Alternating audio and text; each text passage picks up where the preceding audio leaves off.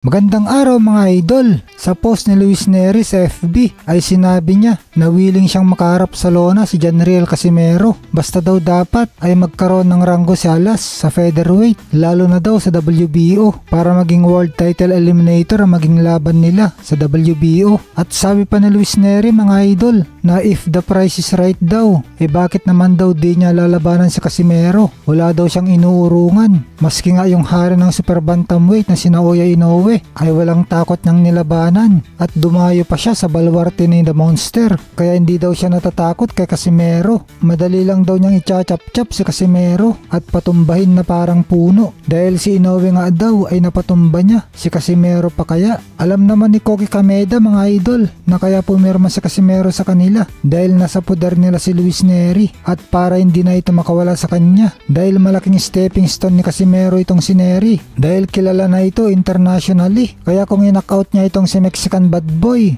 ay makilala na si Casimero sa mundo ng boxing, lalo na sa Amerika. Samantala mga idol, isang linggo pa lang ang nakakalipas sa naging laban ni Kenneth Lover kung saan panalo siya via 8-round technical knockout kontra dating 2 Division World Champion Luis El Nica Concepcion. Ay balik ensayo na naman si Kenneth Lover. Masigasig talaga itong ating pambato dito sa Bantamweight Division. Gusto niya kasi na puro knockout ang kanyang panalo para mabilis siyang sumikat, at kapag dayo ka para hindi ka madaya sa desisyon ay kailangan i-knockout mo ang iyong kalaban. Kaya itong susunod na laban ni Lover, gusto niya na i-knockout agad si Landile ng Seke na taga South Africa na may record na 16 wins, 1 loss at 8 knockouts para makuha niya ang pagka number 1 contender sa WBO Bantamweight. Gaganapin nga ang laban nila mga idol sa October 26, 2025 sa Kyrgyz Republic para kapag nanalo siya dito ay world title fight na sa December ngayong taon din na kasalukuyan. Nagmamadali na mga idol